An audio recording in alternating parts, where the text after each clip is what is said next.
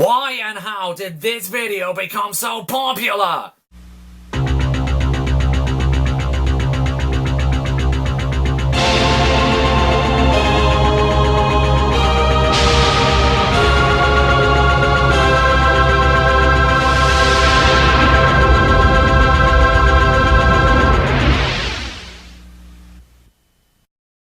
Well, it turns out a third of you think I'm an autistic bastard wasting both your time and mine. Some of you think that I don't know how a reboot is supposed to work, but the other 2/3 of you seem to really enjoy and agree with my opinions. That's 2/3 over 1, so...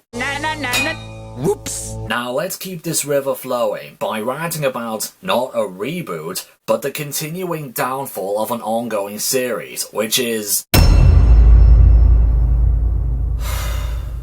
I really don't want to watch Series 3 of Postman Pat. I really don't. But you have to rant about it. People have been asking you to do it. Well, I don't feel like doing it. But you have to do it. Otherwise, everyone will keep asking you for months. Just do it. Do it. Do it! Alright, I'll do it. Fucking hell. Postman Pat was a British animated children's show created by John Cunliffe, who you may recognise for also creating and starring in Rosie and Jim. The show is about an ordinary postman going through normal slice-of-life situations as he delivers letters and parcels all over the fictional English village of Greendale, along with his cat, Jess. For some reason. Am I the only one who finds it a bit weird to take a cat on your postal rounds? The show started in 1981 and featured stop-motion animation from British animation legend Ivor Wood. You know, The Herbs, Paddington Bear, The Wombles. Yeah. Watch a black and white movie sometime.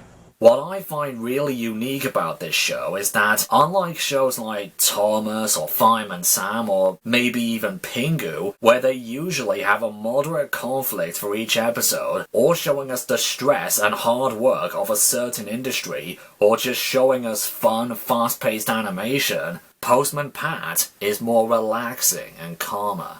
Just seeing Pat's van drive through the nice sets of the countryside, talking to the friendly villagers, and settling with everyday problems that don't really seem to go over the top, like, say, travelling through thick fog, finding Katie's lost doll, sledging up and down a hill to deliver a parcel, or catching a magpie hen from taking Pat's keys. It's kind of a slice-of-life sort of show, just letting you admire the scenery, enjoy the lovely music, watch the humorous, charming animation and storytelling, and meet the kind people of Greendale. After nearly 10 years of absence, and with some hand-drawn direct-to-video educational tapes in between, "Hurrah!" said Tom. The show returned with 4 25-minute-long special episodes and a second season. Now, I don't know whether to call the 90s series the best part of the show or just as good as the first season. The animation was smoother, cleaner, and all around better. The scenery was more colourful than before. The stories were a little more in-depth and more interesting. The music and dialogue was still great to listen to. The new characters were just as enjoyable as the others. And adding Carol Boyd to the voice cast was a great idea. Originally, all the characters, including females, were all voiced by Ken Barry. Isn't it fascinating when just a single voice actor can do a cluster ton of different voices? Actors like John Alderton, Jimmy Hibbert, Frank Welker, Rob Rackstraw, Keith Wickham. I think Ken would have managed to fit himself onto the list. But he's making a dickens of a racket and endangering life and limb. Oh dear, I'll never find them all. Not in this long grass. That's a funny watch. It doesn't look like a watch at all to me. My collection of soldiers. Gone, all gone, what? Marched off without a sound. Hold it steady! Not that way, the other way. I said the other way! But, as impressive as that is, I think it was for the better for Cowboy to voice all the female characters and children characters, from Postman Pat and the Toy Soldiers onwards. Oh, what's this, Alf? How am I to get through if you block the road with your tractor? Hello, Pat. We're talking plants as well. And we can help you put our tubs in your van. He's hurt his back and has to stay in bed. I'm taking the post today. It's all arranged with Pencaster. Oh, but Pat, just think of all the cars and coaches and the litter. So yeah, Season 2 was one of the best seasons of the show in my opinion. But you all know where this is going. Starting from Season 3, 7 years after Season 2 ended, everything went downhill. And the hill went steeper and steeper with every new season, until eventually the hill was at a 90-degree angle and everything came crashing down to the ground. We'll talk about this later. Let's address the first problem with the 2003 series. The series didn't need to continue. The series would have ended nicely after the last episode of Season 2. All the characters were there, Pat was driving the post bus, they were having a special fancy dress party, which was kind of a rarity in the series by this point, and the end of the episode was playing the same music from Postman Pat and the Tuba. If the series had ended right here and just left the show entirely, I wouldn't have a problem with it. It seems like a really fitting way to round off the whole series. But no, some people over at the BBC thought to themselves, "Alright lads, we're doing a grand job. We've nearly got all the programmes we need for this new CBeebies channel. Although, we still need one more show to fill in 15 minutes. So, you know what? I'd say we should make either a reboot or a continuation of an old show we haven't aired in years. You lads got any ideas? What about Andy Pandy? No, we already got that one. Muffin the Mule? Got it. Bill and Ben? Got it. Fireman Sam? I'll put a pin on that one. Noddy? No. Okie Doke? No. Spider? No. Wurzel Gummidge? No. Pingu? No. Williams Wishwood? No. Postman Pat? You, my good man, are a genius. Where do I even begin with Series 3 to 5?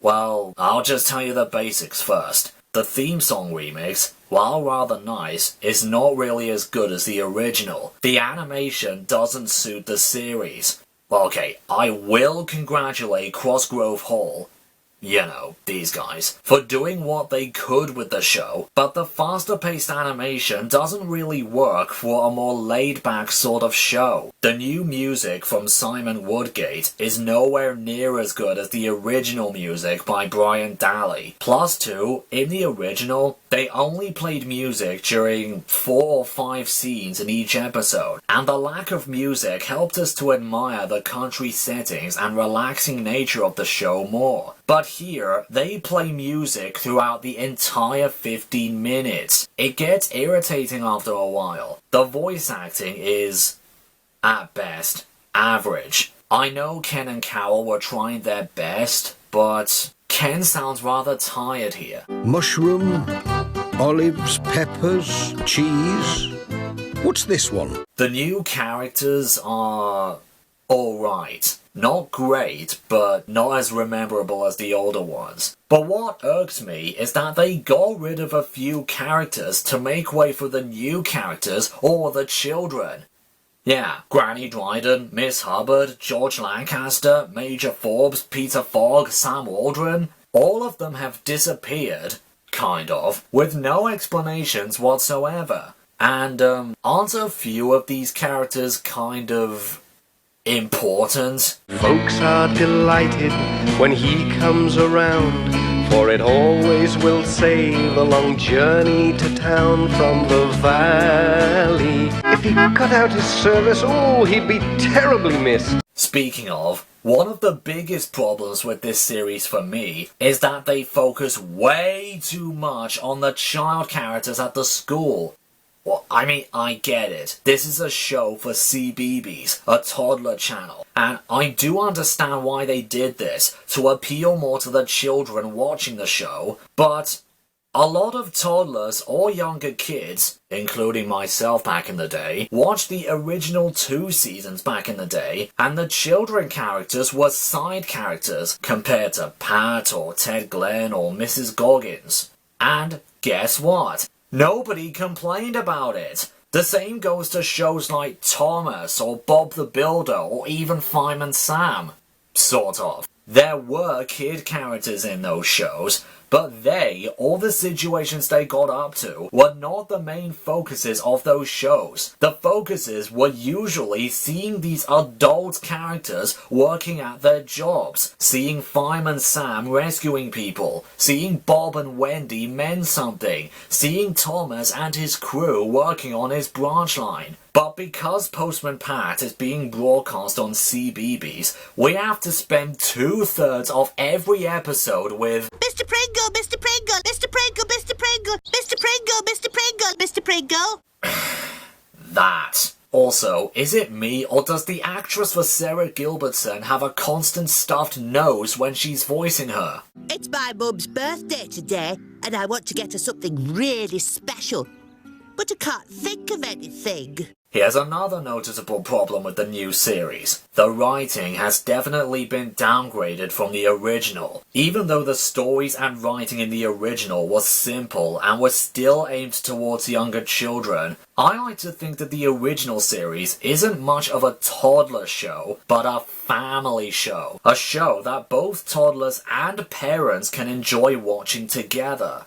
Why? Because there were some elements in the narration or the dialogue that only adults would understand, and toddlers don't seem to mind it. Yeah, to all of those bastards who kept spamming me 24/7 that I was critically analysing brainless toddler shows and that I was wasting my life.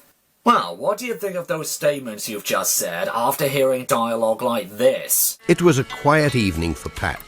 Sarah was at the WI. It's that post office. They're going all continental. Something to do with this common market business. Have a glass of my best rhubarb wine at bedtime. And I don't like Dad's gun. It makes such a bang.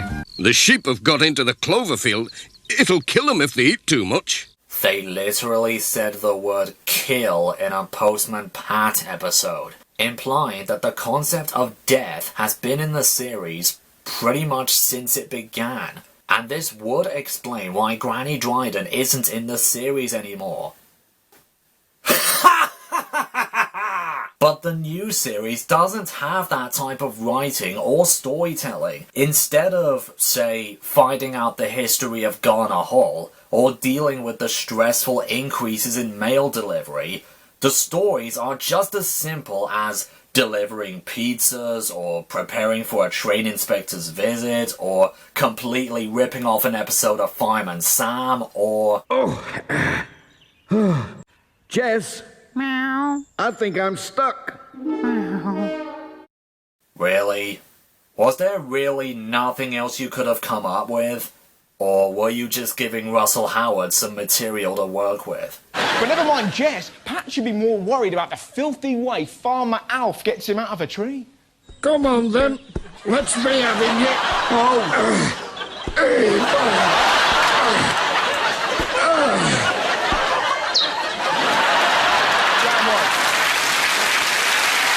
Here's another thing.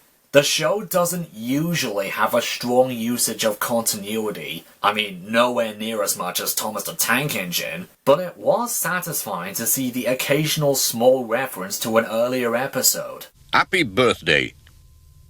He gave him a walking stick with a handle made from a sheep's horn. He'd made it himself. Try not to put too much weight on it now. Pat's walking stick came in handy. Is there anything you'd like to order? Let's have a look. Ah. He chose a digital watch with a musical alarm. When she opened the parcel, she discovered it was Pat's new digital watch, which she had ordered for him from Manchester. But when the new series tries to put in continuity, it's usually wrong. It must be hard work visiting your patients without a car, Dr. Gilbertson. There was a brief line in a Series 1 episode where Dr. Gilbertson stated she already has a car. Oh dear, my car's in Pencaster being serviced, said the doctor. Sure, there was also this line from Season 2. And I was just saying I could do with a new car. But are you seriously implying that for God knows how long, Dr. Gilbertson has been walking to wherever she needed to go? Trouble is, she won't start. What you need is an expert. Someone who really knows their stuff. Why can't Ted fix the engine? No, sure, he can fix the engine in a van, and later on he will work in a garage in Pencaster, pretty much proving that he can mend the engine to any car, but why not this one? What you need is an expert. Someone who really knows their stuff. What about Ajay? He restored the Greendale rocket. This might be right up his street. Oh, for God's sake. When has it ever been established that Ajay is good at repairing cars? And yes, he did help mend the Greendale rocket, but that was because Ajay knew a hell of a lot more about steam trains than Ted did. We all know Ajay can fix steam engines, but how do we know he can fix car engines? Again, this is clearly something Ted should be able to already know and do. It's the old post bus. Hasn't been used for years. Okay, it's great and all that they actually acknowledge the post bus's existence, but why hasn't it been used for years? Well, it's never explained. They just cut straight to them repainting it into a school bus and... Oh, yeah, that's very nice. Yeah, just lovely. That's just how I like my childhood. Dismantled, and then repainted into something nowhere near as good. Not to mention, there are some elements in either the writing or the editing that I really have to question. For example, the episode Postman Pat Goes Undercover. The fuck are you talking about? That's not even what happens in the episode. Pat isn't going undercover for some special surprise or something. They're just repainting the post bus into a school bus and they all go camping together afterwards. How did everyone screw up something as simple as the title? It should have been called Postman Pat Goes Camping, not something that has nothing to do with the premise. Or what about this? In this part of the story, Jess is accidentally sent over to Pencaster. But when we see Pat trying to deliver the post the next morning, they actually have the balls to reuse stock footage of Pat driving around with Jess, and they just decided to blur Jess out of the shot. Fucking wow. I mean, I thought my editing wasn't all that good, but this? Come on, this is Cosgrove fucking Hall. Couldn't they have spent a few more hours just animating just 4 more seconds of original footage? Dad's making pizza for everyone. I hope it's got mushrooms on it. And tomato. And cheese. Who the hell wrote the script for this episode? I mean, have you ever been given a pizza that didn't have tomato sauce or cheese on it? Or both? You've given me an idea. What if everyone found something special about Greendale and buried it under their tree, so when people find them in years to come, they'll know something about our village? What? I'm sorry, that just doesn't make any sense. You know, at least with a time capsule, the objects are tucked away in a box so the dirt doesn't ruin them. Plus 2, it's usually buried in a place where it's easy to dig, like a plain flat field or a special part of town. Who the hell is going to think to dig up a fully grown tree and either expectedly or unexpectedly find something underneath Kinder Egg style? Time capsules don't work that way. But if you think you've just seen the worst the show has to offer, you haven't seen much yet. Now we come to Special delivery service. Postman Pat and his black and white cat. All the birds are singing and the day is just beginning.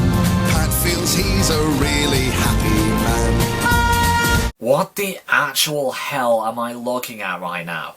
Oh, I know what it is. A formulaic piece of shit with absolutely no thought or effort put into it and only thinks about merchandising and not about storytelling or improving the problems from the 3 seasons before it.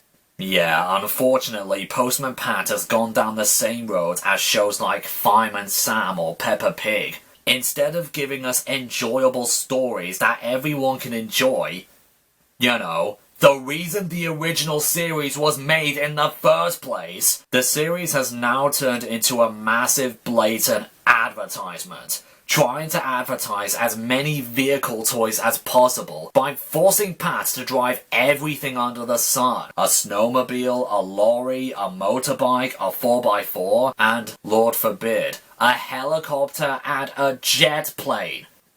Okay, 1, shouldn't Pat need a license to drive half of these vehicles? 2, how the hell does either Pat or the SDS office keep affording this stuff?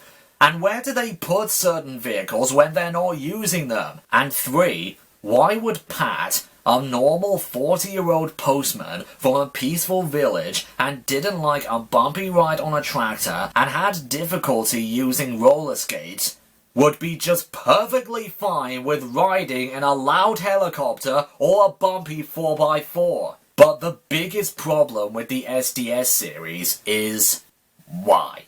Why should this type of premise be the selling points for the show? Who thought that it should be a good idea to have Pat be forced away from his postal route in Greendale, fuck off to Pencaster, and do a special delivery in every episode?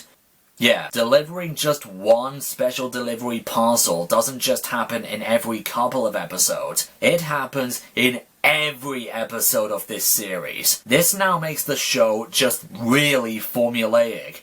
I never thought I'd ever say this, but I'm actually going to give credit to the previous 3 seasons. At least those episodes didn't try to copy each other's stories, a different story for each episode. But in SDS, it's all the same shit. Every episode begins with Pat doing his usual jobs in Greendale, then Ben calls him for a special delivery, cue the pop song they want to shove down our throats, they tell us what the delivery is, Pat tries to deliver it in either a strange way or a forced way, and then mission accomplished. And unlike the previous 3 seasons, where they at least tried to explain why certain elements, characters, and vehicles appear in the series, they don't tell us diddly squat in SDS. New characters just appear with no introduction or backstory at all, not even the simplest kind for the younger audience. Pat gets a random new vehicle to drive every season, each one being more ridiculous and unsuitable for the series at the last. The series is mostly set in Pencaster now, which looks so similar to Greendale that I almost get them mixed up sometimes. Most of the characters either appear or even have jobs in Pencaster for some reason, even though they clearly still have jobs in Greendale, and they got rid of characters like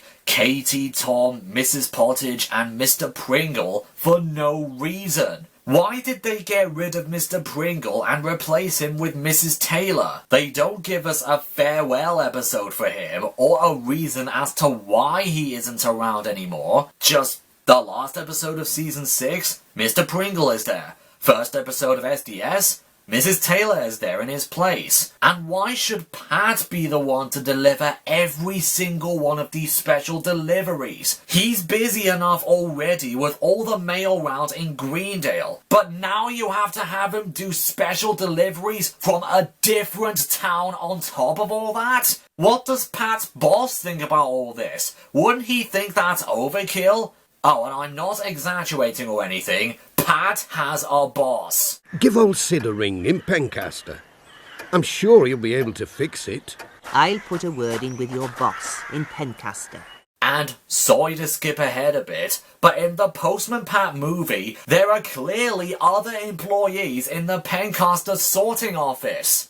What the hell? Now, you might not think that the movie is canon to the actual show, but the movie acts as if it's canon. So, who's doing Pat's mail jobs in Greendale while he's doing all these special deliveries? Pat constantly says throughout the series, "We've got post to deliver." So, who's going to deliver everyone else's post when he isn't in Greendale? He can't just leave the mail where it is and just wait until the mission is accomplished to resume his work. It has to be delivered on time. Or, for that matter, why isn't it the other way around? Why should Pat be the one to do all these special deliveries? Why not a postman from Pencaster? Oh, and don't tell me as if there isn't one. Just look at Pencaster. Loads of houses, lots of cars, a busy railway station. It's too much for just one postman to do all these mail deliveries in 2 towns. It's too much.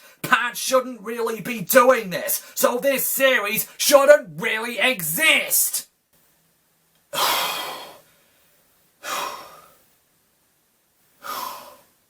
And can you believe that I'm not actually done yet? I've yet to talk about Postman Pat the movie. Yeah, apparently Postman Pat was so popular because, you know, toddlers just love watching shit nowadays. Which isn't true. They actually made a Postman Pat movie in 2013, starring Jim Broadbent, David Tennant, Rupert Grint? No, God, is there gonna be any more Harry Potter actors in the... Oh, Stephen Mangan? Yeah, I've never heard of him. Dr. David Twiggs Tennant McDuck! Why? Now, I must say, the movie isn't 100% awful. There are a few things in this movie that I actually find really decent. The voice acting is pretty good, the songs are really nice to listen to, yes, including Really Happy Postman, and the first 10 minutes of the film actually does feel like the first 2 seasons. Yeah, I'm not joking. It features a nice aerial view of all of Greendale and the villagers, a little remix of the Postman Pat theme, and it features Pat driving around, saying hello to everyone, and delivering letters and parcels in his old van. But every single other aspect of the film is either cringeworthy or stupid. The animation isn't that spectacular, the story is all over the place, Pat is acting completely out of character throughout the whole film, Jess is as annoying as he was in Series 3 onwards, the villain is so obviously evil that it hurts, the robots are so clearly robotic that it makes everyone in Greendale look retarded, Pat suddenly going from Stephen Mangan to Rowan Keaton is ridiculous, and there is so much unsuitable slapstick and unnecessary pop culture references that it gets really annoying.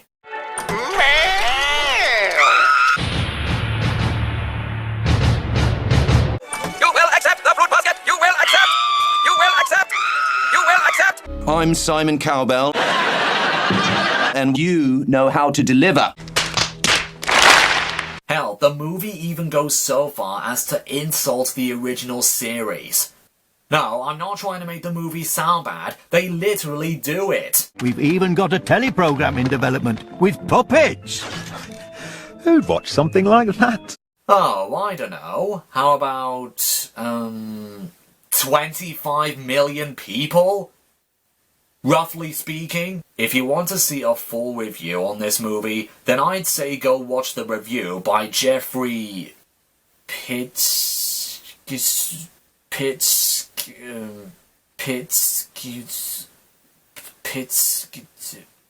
him. But can you believe that even after the movie didn't really do very well, the main series is still going in 2016?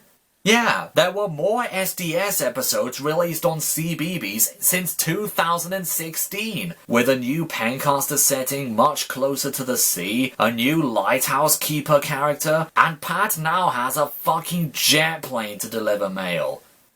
I just don't even know anymore.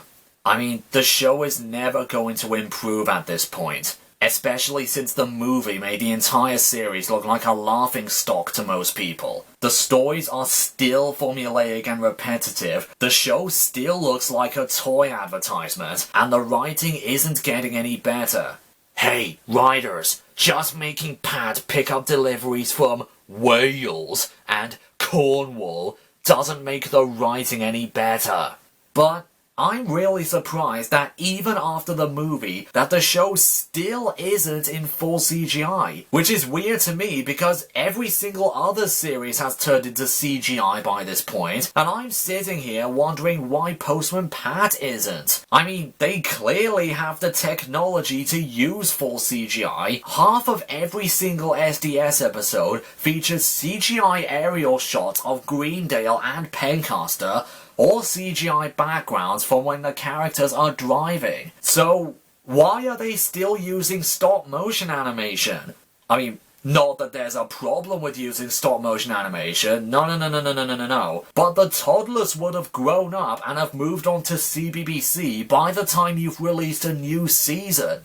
Sorry, I'm just nitpicking by this point. They are clearly running out of story ideas and new material, and I feel that they should just give up and stop before things get way more hectic. And to fill in the gap, maybe they should either put in a different CBB show or a different show with a similar Postman concept, like Mailman Matt? Mailman Matt, and he's proud of that. Just as day is dawning, so early in the morning, his dog chews up the letters in his van. I'm rubbish at this.